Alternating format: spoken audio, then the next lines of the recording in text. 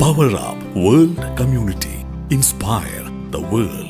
Welcome to business solution app. നിങ്ങളുടെ ബിസിനസിനെ വിജയത്തിലേക്ക് എത്തിക്കുന്ന ഏറ്റവും പ്രധാനപ്പെട്ട രണ്ട് ടീകളുണ്ട്. ഒന്നാമത്തെ ടീ എന്ന് പറയുന്നത് ടെക്നോളജിയാണ്. ഈ ഒരു കാലഘട്ടത്തിൽ ടെക്നോളജിക്കൽ റെവല്യൂഷനിൽ ടെക്നോളജിക്ക് വലിയ സാധ്യതകളുണ്ട് നിങ്ങളുടെ ബിസിനസിനെ വിജയിപ്പിക്കുന്നതിൽ. അതിൽ ഏത് കാലഘട്ടത്തിലും എന്നും സാധ്യതയുള്ള ഒരു കാര്യമാണ് ടീം എന്ന് പറയുന്ന രണ്ടാമത്തെ ടീ. ഈ ടീമിന്റെ പെർഫോമൻസ്, അവരുടെ പൊട്ടൻഷ്യൽ തന്നെയാണ് ബിസിനസിന്റെ വിജയ പരാജയങ്ങൾ നിശ്ചയിക്കപ്പെടുന്നത്. നിങ്ങളുടെ ടീമിനെ ഏറ്റവും ബെസ്റ്റ് ആയിട്ട് ട്രെയിൻ ചെയ്ത് ഡെവലപ്പ് ചെയ്തെടുക്കേണ്ട ഉത്തരവാദിത്തമുണ്ട്. എല്ലാവരും കംപ്ലൈന്റ് ചെയ്യുന്ന ഏറ്റവും പ്രധാനപ്പെട്ട ഒരു കാര്യമാണ്, എൻ്റെ കൂടെയുള്ള ടീമിന്റെ പെർഫോമൻസ് പോരാ, ഞാൻ വിചാരിക്കുന്ന രീതിയിലായിട്ടില്ല.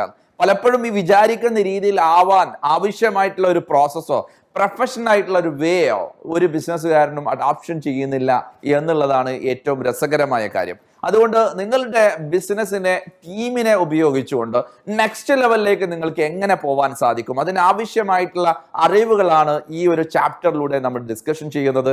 അതുകൊണ്ട് ചാപ്റ്റർ ഹ്യൂമൻ റിസോഴ്സ് മാനേജ്മെന്റുമായി ബന്ധപ്പെട്ട ഇതിൽ പറയുന്ന ഓരോ കാര്യങ്ങൾ സ്റ്റെപ്പ് ബൈ സ്റ്റെപ്പായിട്ട് നിങ്ങൾ ഇംപ്ലിമെന്റ് ചെയ്യുകയാണെങ്കിൽ 7 സ്റ്റെപ്പാണ് നമ്മൾ ഇതിൽ എക്സ്പ്ലെയിൻ ചെയ്യുന്നത്. ഒന്നാമത്തെ സ്റ്റെപ്പ് എന്ന് പറയുന്നത് സോഴ്സിംഗ് ആണ്. ഏറ്റവും ബെസ്റ്റ് എംപ്ലോയീസിനെ സോഴ്സ് ചെയ്യുവാൻ എങ്ങനെ സാധിക്കും? പലപ്പോഴും ഈ ഒരു സോഴ്സിങ്ങിന്റെ പാർട്ടിൽ ഏറ്റവും നോൺ പ്രൊഫഷണൽ ആയിട്ടാണ് അധികം ആളുകളും കൈകാര്യം ചെയ്യുന്നത് കൊണ്ട് തന്നെ പലപ്പോഴും കിട്ടുന്ന എംപ്ലോയീസും അതുപോലെ തന്നെ അവരെ ഡെവലപ്പ് ചെയ്യുവാനും സാധിക്കാതെ പല ബിസിനസ്സുകളിലും വലിയ തരത്തിലുള്ള നഷ്ടങ്ങൾ ഫേസ് ചെയ്തുകൊണ്ടിരിക്കുന്നുണ്ട്. സോഴ്സിങ്ങിന്റെ പാർട്ടിൽ ഏറ്റവും പ്രൊഫഷണൽ ആയിട്ട് സോഴ്സ് ചെയ്യാൻ വേണ്ടി ആദ്യം ചെയ്യേണ്ടത്, നിങ്ങൾക്ക് ഏത് വേക്കൻസി ആണുള്ളത് ആദ്യം ഡിക്ലെയർ ചെയ്യേണ്ടതുണ്ട്. വേക്കൻസി എന്താണെന്ന് ഡിക്ലെയർ ചെയ്താൽ മാത്രം പോരാ, അതിലെ ഡ്യൂട്ടീസ്, റെസ്പോൺസിബിലിറ്റീസ്, അതുപോലെ അതിലെ ചലഞ്ചസ്, അതിൽ നിങ്ങൾക്ക് നേടിയെടുക്കേണ്ട റിസൾട്ട് എന്താണെന്ന് ശരിയായ രീതിയിൽ ഡിസ്ക്രൈബ് ചെയ്യുകയും അതിന്റെ അടിസ്ഥാനത്തിലാണ് നിങ്ങൾ ആഡ് കൊടുക്കേണ്ടത്. ഈ ആഡ് കൊടുത്തുകൊണ്ട് വരുന്ന എല്ലാവിധ എൻക്വയറീസിനെയും കറക്റ്റായിട്ട് ഫിൽട്ടർ ചെയ്തുകൊണ്ട് അതിന് നിങ്ങളുടെ നീഡിനെയും ആ ചലഞ്ചസുകളെയും മറികടക്കാൻ കഴിവുള്ള, പൊട്ടൻഷ്യലുള്ള, പെർഫോം ചെയ്യാൻ കഴിയുന്ന, താല്പര്യമുള്ള, മൈൻഡ് സെറ്റ് ഉള്ള ആളുകൾ ആരാണെന്ന് സെലക്ട് ചെയ്യുകയും അവർക്ക് വേണ്ടിയിട്ട് നല്ലൊരു ഇന്റർവ്യൂ അറേഞ്ച് ചെയ്യുകയാണ് ചെയ്യേണ്ടത്. പലപ്പോഴും നമ്മൾ ഇന്റർവ്യൂ പ്രൊഫഷണൽ ലെവലിൽ ചെയ്യാത്തത് കൊണ്ട് തന്നെ ശരിയായ രീതിയിൽ സെലക്ഷൻ ക്രൈറ്റീരിയ വെക്കാത്തത് കൊണ്ട് പല ആളുകളെയും നമ്മൾ തുടക്കത്തിൽ തന്നെ ഒരു രീതിയിലുള്ള ഇവാലുവേഷനും ചെയ്യാതെ നമ്മുടെ കമ്പനിയിലേക്ക് എൻട്രി ചെയ്യുകയും അവർ വരികയും അവരുടെ പെർഫോമൻസ് മോശമാവുകയും ആ ഡിപ്പാർട്ട്മെന്റും ആ സ്ഥാപനം തന്നെ നഷ്ടപോകാറുണ്ട്. അതുകൊണ്ട് നിങ്ങൾ എടുക്കുന്ന സോഴ്സ് ചെയ്യുന്നത് തെറ്റിപ്പോയി കഴിഞ്ഞാൽ ഒരിക്കലും നിങ്ങൾക്ക് ആ ഒരു ബിസിനസ് സ്ഥാപനത്തെ ഡെവലപ്പ് ചെയ്യാൻ സാധിക്കില്ല. അതുകൊണ്ട് പ്രൊഫഷണൽ വേയിൽ സോഴ്സ് ചെയ്യുന്നതിന്റെ ഭാഗമായി ആദ്യമായിട്ട് നിങ്ങളുടെ വാക്കൻസിയെ ഡിസ്ക്രൈബ് ചെയ്യുക. അതിന്റെ ശേഷം അതിലേക്ക് ആവശ്യമായിട്ടുള്ള റിക്വയർമെന്റുകൾ, കോർ കോമ്പിറ്റൻസി അത് എക്സ്പ്ലെയിൻ ചെയ്യുക. അതിന് ആപ്റ്റ് ആണോ എന്ന് പരിശോധിക്കാൻ ശരിയായ രീതിയിൽ ഒരു ഇന്റർവ്യൂ പ്രോസസ്സ് നിങ്ങൾ ചെയ്യുക എന്നുള്ളതാണ്. ഇതിലൂടെ കറക്റ്റ് ആയിട്ടുള്ള ഒരു സോഴ്സിംഗ് നടന്നു കഴിഞ്ഞാൽ അതിന്റെ ശേഷം രണ്ടാമത്തെ സ്റ്റെപ്പിലേക്ക് കിടക്കുകയാണ്. അബ്സോർവിങ് എന്ന് പറയുന്നത് നിങ്ങളുടെ ബിസിനസ് സ്ഥാപനത്തിന്റെ കൾച്ചറിലേക്ക് നിങ്ങളുടെ എംപ്ലോയീസിനെ അബ്സോർവ് ചെയ്യുകയാണ്. ഈ അബ്സോർവ് ചെയ്യുന്ന കൾച്ചർ അല്ലെങ്കിൽ സിസ്റ്റം നമ്മളിൽ ഇല്ല എന്നുണ്ടെങ്കിൽ തീർച്ചയായിട്ടും വരുന്ന ആളുടെ കൾച്ചർ നിങ്ങളുടെ സ്ഥാപനത്തിലേക്ക് സ്പ്രെഡ് ചെയ്യും എന്നുള്ളതാണ്. അപ്പോൾ നിങ്ങൾ ആഗ്രഹിക്കുന്ന രീതിയിൽ നിങ്ങളുടെ സ്ഥാപനത്തിലുള്ള ഓരോരുത്തരും പെർഫോം ചെയ്യണമെങ്കിൽ അവരുടെ കൾച്ചർ മാറിക്കൊണ്ട് സ്ഥാപനത്തിന്റെ കൾച്ചറിലേക്ക് അവരെ അബ്സോർവ് ചെയ്യേണ്ടതുണ്ട്. അപ്പോൾ അബ്സോർവേഷൻ കൾച്ചറൽ ഫിറ്റ് ആണെന്ന് ഇന്റർവ്യൂവിൽ പരിശോധന നടത്തുകയും അതിന്റെ ശേഷം അയാളെ ഈ ഒരു കൾച്ചറിലേക്ക് കൊണ്ടുവരാനുള്ള മാർഗനിർദ്ദേശങ്ങളും അതിനാവശ്യമായിട്ടുള്ള ട്രെയിനിങ്ങും നൽകേണ്ട ഒരു പാർട്ടാണ് രണ്ടാമത്തെ സ്റ്റെപ്പ്. ഇതിൽ വിജയിച്ചു കഴിഞ്ഞാലാണ് നിങ്ങൾ ആഗ്രഹിക്കുന്ന രീതിയിൽ ഒരു പേഴ്സണാലിറ്റി, ഒരു ബിഹേവിയർ, അയാളിൽ കാഴ്ചപ്പാടുകളൊക്കെ അയാളിൽ കൊണ്ടുവരാൻ സാധിക്കുകയുള്ളൂ. മൂന്നാമത് ട്രെയിനിങ് ആൻഡ് ഡെവലപ്മെന്റ് ആണ്. ട്രെയിനിങ് ഡെവലപ്മെന്റിനെ കുറിച്ച് ചിന്തിക്കുമ്പോൾ ആദ്യം നമുക്ക് മനസ്സിലാക്കേണ്ടത് അല്ലെങ്കിൽ ആദ്യം ഡിസ്കസ് ചെയ്യേണ്ടത്, ഏതൊരു വ്യക്തിയും ഒരു സ്ഥാപനത്തിലേക്ക് വരുന്ന സമയത്ത് ആ പ്രൊഫഷനുമായിട്ട് ചിലപ്പോൾ അറിവുണ്ടാവാം അല്ലെങ്കിൽ മുന്നേ എക്സ്പീരിയൻസ് ഉണ്ടാവാം. പക്ഷേ നിങ്ങൾ ആഗ്രഹിക്കുന്ന രീതിയിലുള്ള പെർഫോമൻസ്, റിസൾട്ട് നിങ്ങൾക്ക് ലഭിക്കണമെങ്കിൽ അതിനാവശ്യമായിട്ടുള്ള ട്രെയിനിങ് നമ്മൾ കൊടുക്കേണ്ടതുണ്ട്. പലപ്പോഴും പല സ്ഥാപനങ്ങൾ അതിനുള്ള ഒരു മെത്തേഡോ അതിനുള്ള സംവിധാനങ്ങളോ ഇല്ല. അതുകൊണ്ട് എന്താണ് അയാൾ ചെയ്യേണ്ടത്, എങ്ങനെയാണ് അയാൾ പെർഫോം ചെയ്യേണ്ടത്, എന്ത് റിസൾട്ടാണ് അയാൾ ക്രിയേറ്റ് ചെയ്യേണ്ടത്, ആ റിസൾട്ടിന് ആവശ്യമായ എഫേർട്ട് എന്താണെന്ന് വ്യക്തമായിട്ട് അയാൾക്ക് മനസ്സിലാക്കി കൊടുക്കുന്ന ഒരു പ്രോസസ്സിനാണ് ട്രെയിനിങ് ആൻഡ് ഡെവലപ്മെന്റ് എന്ന് പറയുന്നത്. ഈ ഒരു പാർട്ട് ഏറ്റവും നല്ല രീതിയിൽ ചെയ്താലാണ് നിങ്ങൾക്ക് റിസൾട്ട് ജനറേറ്റ് ചെയ്യാൻ സാധിക്കുകയുള്ളൂ. അതുകൊണ്ട് ആദ്യം ചെയ്യേണ്ട ഒരു ഏരിയ എന്ന് പറയുന്നത്, ഒരാൾ വന്നു കഴിഞ്ഞാൽ അയാളോട് ആദ്യം നിങ്ങൾ പറയേണ്ടത് ഐ ഡു യു സി എന്നുള്ളതാണ്. ഞാൻ ചെയ്യുന്നത് നിങ്ങൾ നോക്കിക്കാണുക. അത് ഏതൊരു ഡിപ്പാർട്ട്മെന്റിൽ ചെയ്യുന്നതിനെയാണോ നിങ്ങൾ റീപ്ലേസ് ചെയ്യാൻ, അല്ലെങ്കിൽ ഏതൊരു ഏരിയയിലേക്കാണോ നിങ്ങൾ ഇദ്ദേഹത്തിനെ കൊണ്ടുവന്നിട്ടുള്ളത്, ആ ഏരിയയിൽ അയാളെ ആദ്യം പഠിപ്പിക്കേണ്ടത് എന്താണ് ചെയ്യുന്നത് എന്നുള്ളത് കറക്റ്റായിട്ട് ഒബ്സർവ് ചെയ്യാനും മനസ്സിലാക്കാനുള്ള അവസരമാണ്. അതിന് ആദ്യത്തെ മെത്തേഡ് എന്ന് പറയുന്നത് ഐ ഡു യു സി എന്നാണ്. ഞാൻ ചെയ്യുന്നത് നിങ്ങൾ നോക്കിക്കാണുക, അതിൽ നിന്ന് പഠിക്കുക എന്നുള്ളതാണ്. ഈ ഒരു പഠനം അയാൾ പ്രോപ്പറായിട്ട് ചെയ്യുമ്പോൾ അയാൾക്ക് മനസ്സിലാവും ഒരുപാട് കാര്യങ്ങൾ, സംശയങ്ങൾ ഉണ്ടാവും. ഈ സമയത്ത് നിങ്ങൾ നല്ലൊരു മെന്ററായിട്ട് നിൽക്കണം, ഒരു ബോസ് ആയിട്ട് നിൽക്കരുത് എന്നുള്ളതാണ്. ഈ തുടക്കത്തിൽ നിങ്ങളൊരു ബോസ് ആകുകയാണെങ്കിൽ അയാളുടെ സംശയങ്ങൾ ചോദിക്കുവാനും മനസ്സിലാക്കാൻ അയാൾ മടിക്കും എന്നുള്ളതാണ്. അപ്പോൾ ഐ ഡു യു സി എന്ന് പറയുന്ന ഈ ഒരു സ്റ്റേജിൽ ഒന്നാമത്തെ ഘട്ടത്തിൽ അയാൾക്ക് അറിയാത്ത ഒരുപാട് കാര്യങ്ങൾ അറിയുവാനും അതുപോലെ സംശയങ്ങൾ ചോദിക്കുവാനുള്ള ഒരു അവസരം നൽകിക്കൊണ്ട് യു ആർ മെന്റർ. ഇയാൾ മെന്ററായിട്ട് നിൽക്കുമ്പോൾ, ഈ ഒരു വ്യക്തി മെന്റി ആയിട്ട് നിൽക്കുമ്പോൾ നിങ്ങൾക്ക് ശരിയായ രീതിയിൽ ആ ഒരു എംപ്ലോയിക്ക് ആവശ്യമായ എല്ലാ അറിവുകളും പകർന്നു നൽകുവാൻ സാധിക്കും.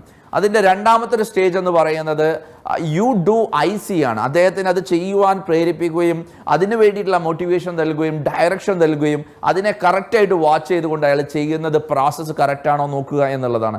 അതിലൂടെ മിസ്റ്റേക്കുകളെ കുറ്റം പറയാതെ, കംപ്ലൈൻറ്റ് പറയാതെ ആവശ്യമായ തിരുത്തലുകളാണ് അവിടെ ആവശ്യം. ഈ തിരുത്തലുകൾ കഴിഞ്ഞിട്ട് പ്രോപ്പറായിട്ട് അയാൾ ചെയ്യുന്നുണ്ടെന്ന് മനസ്സിലായി കഴിഞ്ഞാൽ മൂന്നാമത്തെ ഒരു സ്റ്റേജ് എന്ന് പറയുന്നത് യു ഡു റിപ്പോർട്ട് ഇമ്മീഡിയറ്റ്ലി ആണ്. നിങ്ങൾ ചെയ്യുക, അതിൻ്റെ കൂടെ എന്തെങ്കിലും ഡൗട്ട്സുകൾ ഉണ്ടെങ്കിൽ, പ്രശ്നങ്ങൾ ഉണ്ടെങ്കിൽ നിങ്ങൾ എൻ്റെ അടുത്ത് റിപ്പോർട്ട് ചെയ്യുക, എന്നോട് ചോദിക്കുക എന്നുള്ളതാണ്. ഈ സമയത്ത് നിങ്ങൾക്ക് വളരെ ഫ്രീ ആയിട്ട് തന്നെ അവർക്ക് എല്ലാ കാര്യങ്ങളും ഏൽപ്പിച്ചു കൊടുക്കുവാനും അതിനെ മോണിറ്റർ ചെയ്ത് കൺട്രോൾ ചെയ്യാനും സാധിക്കും. അങ്ങനെയാണ് ഒരാളുടെ ട്രെയിനിങ് ആൻഡ് ഡെവലപ്മെന്റിലൂടെ നമ്മൾ കടത്തിവിടേണ്ടത്. പലപ്പോഴും ഇങ്ങനെ ചെയ്യാതെ നമുക്ക് എന്താണോ റിസൾട്ട് വേണ്ടത് അത് പറയുകയും ടാർഗറ്റ് പറയുകയും അവർ ആ ജോലിയിലേക്ക് ഡയറക്റ്റ് ആയിട്ട് നമ്മൾ എൻ്റർ ചെയ്യുകയും ചെയ്യുന്ന സമയത്ത് തുടക്കം തന്നെ ഒരുപാട് മിസ്റ്റേക്കുകൾ ചെയ്യുകയും ഒരുപാട് നഷ്ടവും അതുപോലെ ഒരുപാട് സമയവും നമുക്ക് നഷ്ടപ്പെടുകയാണ് ചെയ്യുന്നത്. ഒരിക്കലും ഒരു കാര്യവും പഠിക്കുവാനോ പ്രോപ്പറായിട്ട് പ്രോഗ്രസ് ചെയ്യുവാനോ അയാൾക്ക് സാധ്യമല്ല എന്നുള്ളതാണ്. ഈ ഒരു സ്റ്റേജ് കംപ്ലീറ്റ് ചെയ്ത് കഴിഞ്ഞാൽ അടുത്തൊരു സ്റ്റേജിലേക്ക് പോവാം. ട്രെയിനിങ് ആൻഡ് ഡെവലപ്മെന്റിന്റെ ശേഷം അദ്ദേഹത്തിനെ ആ ഒരു സ്ഥാപനത്തിലേക്ക് ഡിപ്ലോയ് ചെയ്യുന്നതാണ് നാലാമത്തെ സ്റ്റേജ്. ഡിപ്ലോയ് ചെയ്യുന്ന സമയത്ത് വളരെ ശ്രദ്ധിക്കേണ്ട ഒരു കാര്യം, ഒരു ഡിപ്പാർട്ട്മെന്റിലേക്ക് ഒരു പുതിയ ഒരാൾ വരുമ്പോൾ ആ ഡിപ്പാർട്ട്മെന്റുമായി യോജിച്ച് പ്രവർത്തിക്കാനും യൂണിറ്റിയോടുകൂടെ പെർഫോം ചെയ്യാൻ അവർക്ക് സാധിക്കണമെങ്കിൽ അയാളുടെ ഒരു എൻട്രി ഏറ്റവും സന്തോഷകരമായി മാറേണ്ടതുണ്ട്. അവർ പരസ്പരം ഒരു നല്ല റിലേഷൻഷിപ്പ് ഉണ്ടാക്കിയെടുക്കേണ്ടതുണ്ട്. അതുകൊണ്ട് ഒരു എംപ്ലോയിനെ നമ്മൾ ഡെവലപ്പ് ചെയ്യുന്നതിന്റെ ഭാഗമായിട്ട് അയാളുടെ ആ സ്റ്റാർട്ടിങ് ഏറ്റവും മനോഹരമാക്കാൻ ഒരു ഡിപ്ലോയ് ചെയ്യാൻ ആവശ്യമായിട്ടുള്ള ഒരു മീറ്റിങ്ങും, ആ ഒരു മീറ്റിങ്ങിൽ കറക്റ്റായിട്ട് അയാളുടെ കുറിച്ചുള്ള കറക്റ്റ് പ്രൊഫൈല് എക്സ്പ്ലെയിൻ ചെയ്യുകയും കമ്പനിയിലുള്ള ഓരോ ആളുകളെ പരിചയപ്പെടുത്തിക്കൊണ്ട് അവരെ ഒന്നിച്ചു പോകാൻ പ്രചോദിപ്പിക്കുന്ന ഒരു നല്ല ഒരു സ്റ്റാർട്ടിംഗ് ആയിരിക്കണം ഡിപ്ലോയ് ചെയ്യുന്ന സ്റ്റേജിൽ. ഈ ഒരു സ്റ്റേജ് പലപ്പോഴും മിസ്സിംഗ് ആയതുകൊണ്ട് തന്നെ പല ആളുകൾക്കും ഒരാൾ ഒരു ടീമിലേക്ക് ജോയിൻ ചെയ്യുമ്പോൾ ആ ടീമുമായിട്ട് നല്ല രീതിയിൽ ജോയിന്റ് വെഞ്ചറായിട്ട് വർക്ക് ചെയ്യാനും അതോടൊപ്പം പെർഫോം ചെയ്യാൻ അവർക്ക് സാധിക്കാതെ പോകാറുണ്ട്. അതിൻ്റെ ഒരു മിസ്റ്റേക്ക് എന്ന് പറയുന്നത് അതിൻ്റെ പ്രൊമോട്ടർ, ബിസിനസ് ഓണറുടെ മിസ്റ്റേക്കാണ്. അതുകൊണ്ട് നമ്മുടെ കമ്പനിയുടെ സിസ്റ്റത്തിൽ തന്നെ ഏതൊരു എംപ്ലോയി ഡിപ്ലോയ് ചെയ്യുന്ന സമയത്തും ഒരു ഡിപ്പാർട്ട്മെന്റിലേക്ക് ഒരു പുതിയ ഒരു ജോയിനിങ് വരുന്ന സമയത്ത് അതിനെ സെലിബ്രേറ്റ് ചെയ്യാനും അവരോട് യോജിച്ച് പ്രവർത്തിക്കാൻ ആവശ്യമായിട്ടുള്ള ഒരു റിലേഷൻഷിപ്പ് ബിൽഡ് ചെയ്യാനുള്ള ഒരു മീറ്റിംഗ് നിങ്ങൾ ഫിക്സ് ചെയ്യുക. അതിലൂടെ ഈ നാലാമത്തെ സ്റ്റേജിലൂടെ അദ്ദേഹത്തിന് ഒരു നല്ല ഒരു സ്റ്റാർട്ടിങ് നമുക്ക് നൽകാൻ സാധിക്കും. അഞ്ചാമത്തെ ഏറ്റവും ഇമ്പോർട്ടൻ്റ് ആയിട്ടുള്ള ഒരു സ്റ്റേജ് എന്ന് പറയുന്നത് പെർഫോമൻസ് ഇവാലുവേഷൻ ആണ്. വരുന്ന ആളുടെ ഓരോരുത്തരുടെയും പെർഫോമൻസിനെ ഇവാലുവേഷൻ ചെയ്യാനുള്ള മെട്രിക്സ് ഉണ്ടായിരിക്കണം. നിരന്തരമായിട്ട് ആ പെർഫോമൻസിനെ ഇവാലുവേഷൻ ചെയ്യുകയും അതിലെന്താണ് റോങ് ആയിട്ടുള്ളത്, എവിടെയാണ് ഇംപ്രൂവ് ചെയ്യാനുള്ളത് അയാൾക്ക് ഇൻഫോം ചെയ്യുമ്പോൾ മാത്രമേ അയാൾക്ക് പ്രോഗ്രസ് ചെയ്യാൻ സാധിക്കുകയുള്ളൂ. അപ്പോൾ അങ്ങനെയുള്ള ഒരു പെർഫോമൻസ് ഇവാലുവേഷൻ ആണ് അഞ്ചാമത്തെ ഏറ്റവും ഇമ്പോർട്ടൻ്റ് ആയിട്ടുള്ള ഒരു സ്റ്റേജ്. ഈ പെർഫോമൻസ് ഇവാലുവേഷനിലൂടെ കണ്ടെത്തുന്ന കാര്യങ്ങളെ കറക്റ്റ് ചെയ്യുകയും അതോടൊപ്പം തന്നെ അതിൽ പെർഫോം ചെയ്ത് കഴിഞ്ഞാൽ ആവശ്യമായിട്ടുള്ള റിവാർഡ്സുകൾ കൊടുക്കുന്നതാണ് അതിലെ ആറാമത്തെ സ്റ്റേജ് എന്ന് പറയുന്നത്. ഈ ആറാമത്തെ സ്റ്റേജ് വളരെ ഇമ്പോർട്ടൻ്റ് ആയിട്ടുള്ള കാര്യമാണ്. എല്ലാ മാസവും ബെസ്റ്റ് പെർഫോമറെ തിരഞ്ഞെടുക്കുകയും അയാൾക്ക് ആവശ്യമായിട്ടുള്ള ഒരു പ്രൈസ്, അത് മെമൻറ്റോ ആവാം അല്ലെങ്കിൽ ക്യാഷ് പ്രൈസ് ആവാം, നിങ്ങൾ കറക്റ്റായിട്ട് അതിനെ മാനേജ് ചെയ്യുകയാണെങ്കിൽ, കാരണം ഒരു അപ്രീഷിയേഷൻ കൊടുക്കുമ്പോൾ മാത്രമേ അയാൾ ചെയ്ത എഫേർട്ടിനെ അയാൾക്ക് റിപ്പീറ്റ് ചെയ്യുവാനും അതോടൊപ്പം തന്നെ ഏതൊക്കെ മിസ്റ്റേക്കുകൾ വന്നു കഴിഞ്ഞാൽ അതിനെയും അപ്രീഷിയേറ്റ് ചെയ്യും. കാരണം ഒരു എംപ്ലോയിയുടെ അടുത്ത് ഒരു മിസ്റ്റേക്ക് വരുന്നത് അയാൾ റിസ്ക് എടുക്കുന്നതുകൊണ്ടാണ്. അതുകൊണ്ട് ഒരു റിസ്ക് എടുക്കുന്നതിനെയും എന്റർടൈൻ ചെയ്യുമ്പോഴാണ് നമ്മുടെ സ്ഥാപനം നെക്സ്റ്റ് ലെവലിലേക്ക് പോവുകയുള്ളൂ. അതുകൊണ്ട് നിങ്ങളുടെ സ്ഥാപനത്തിലെ നിങ്ങൾ കണ്ടിന്യൂസ് ആയിട്ട് എല്ലാ മാസവും ഓരോ എംപ്ലോയീസിന്റെ പെർഫോമൻസിനെ ഇവാലുവേഷൻ ചെയ്യുകയും അതിൽ നിന്ന് കണ്ടെത്തുന്ന ബെസ്റ്റ് പെർഫോമർക്ക് റിവാർഡ്സുകൾ നൽകുകയും അതിൽ കറക്റ്റ് ചെയ്യാനുള്ള കാര്യങ്ങൾ അവർക്ക് എക്സ്പ്ലെയിൻ ചെയ്ത് കൊടുക്കുമ്പോൾ നിരന്തരമായിട്ട് അവർക്ക് ഇമ്പ്രൂവ് ചെയ്യാനും അതിലൂടെ നിങ്ങൾ ആഗ്രഹിക്കുന്ന ഒരു ബെസ്റ്റ് പെർഫോമറായിട്ട് ഓരോ എംപ്ലോയീസിന് മാറാൻ സാധിക്കും. ഇങ്ങനെ പെർഫോമൻസ് ലെവൽസിലേക്ക് ഓരോരുത്തർ എത്തിക്കഴിഞ്ഞാൽ പിന്നെ ഏഴാമത്തെ ഏറ്റവും ഇമ്പോർട്ടൻ്റ് ആയിട്ടുള്ള സ്റ്റേജാണ് റീറ്റെയിൻ ചെയ്യുക എന്നുള്ളതാണ്.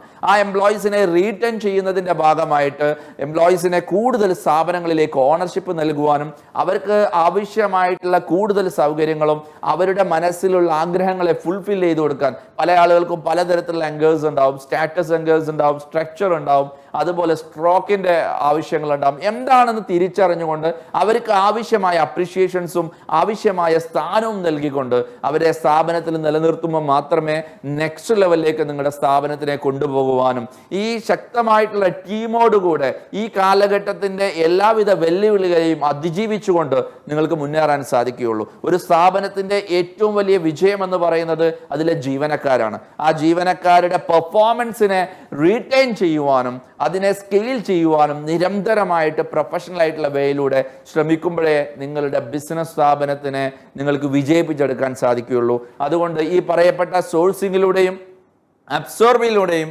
ട്രെയിനിങ് ആൻഡ് ഡെവലപ്മെന്റിലൂടെയും പെർഫോമൻസ് ഇവാലുവേഷനിലൂടെയും റീറ്റെയിൻ മെത്തേഡിലൂടെയും നിങ്ങളുടെ സ്ഥാപനത്തിലെ ബെസ്റ്റ് ടീമിനെ ബിൽഡ് ചെയ്യാൻ തയ്യാറാകുക. ഈ ഒരു ലെസണിലൂടെ ഈ ഒരു ചാപ്റ്ററിലൂടെ നിങ്ങൾക്ക് ഈ 7 സ്റ്റെപ്പിലൂടെ നല്ല ബെസ്റ്റ് ടീമിനെ ഡെവലപ്പ് ചെയ്യാൻ സാധിക്കട്ടെ. നിങ്ങളുടെ ടീമിന്റെ പെർഫോമൻസ് കൂടുമ്പോഴാണ് നല്ല ക്വാളിറ്റിയുള്ള കസ്റ്റമേഴ്സിലേക്കും കൂടുതൽ റവന്യൂയിലേക്കും നിങ്ങളുടെ ബിസിനസ്സിനെ കൊണ്ടുപോകാൻ സാധിക്കുകയുള്ളൂ. ഈ പറയുന്ന 7 സ്റ്റെപ്പിലൂടെ നിങ്ങളുടെ ബെസ്റ്റ് ടീമിനെ ക്രിയേറ്റ് ചെയ്യുവാൻ എല്ലാവരും ശ്രമിക്കുക. A people attract A people, B people attract see people. A കസ്റ്റമേഴ്സിനെ നിങ്ങൾക്ക് ആവശ്യമുണ്ടെങ്കിൽ അത് എ ടീമായിട്ടുള്ള എ ക്ലാസ്സിൽ വരുന്ന നല്ല എംപ്ലോയീസിനെ ക്രിയേറ്റ് ചെയ്യേണ്ടതുണ്ട്. ബി കാറ്റഗറിയിൽ വരുന്ന എംപ്ലോയീസ് ആണെങ്കിൽ സി ക്ലാസ്സിലുള്ള കസ്റ്റമേഴ്സിനെ അവർക്ക് അട്രാക്ട് ചെയ്യാൻ സാധിക്കുകയുള്ളൂ. അതുകൊണ്ട് ക്വാളിറ്റി ഉള്ള കസ്റ്റമേഴ്സിനെ ലഭിക്കണമെങ്കിൽ നല്ല റവന്യൂ നിങ്ങൾക്ക് ഉണ്ടാവണമെങ്കിൽ നിങ്ങളുടെ ടീമിൻ്റെ പെർഫോമൻസ് കൂട്ടേണ്ടതുണ്ട്. 7 സ്റ്റെപ്പിലൂടെ ടീമിനെ പെർഫോമൻസ് കൂട്ടുവാനുള്ള നിരന്തര ശ്രമങ്ങൾ നടത്തുക. പെർഫോമൻസ് കൂട്ടാനും അവരുടെ പൊട്ടൻഷ്യലിനെ മാക്സിമൈസേഷൻ ചെയ്യുവാനും നിങ്ങൾക്ക് സാധിക്കും. ഈ ഒരു ലെസണിലൂടെ പഠിച്ച കാര്യങ്ങൾ ഇംപ്ലിമെൻറ്റേഷനിലേക്ക് എത്തിക്കുക. കാരണം നോളജ് കൊണ്ട് യാതൊരു കാര്യവുമില്ല, അത് ഇംപ്ലിമെൻ്റ് ചെയ്യുമ്പോൾ മാത്രമാണ് റിസൾട്ട് ക്രിയേറ്റ് ചെയ്യുന്നത്.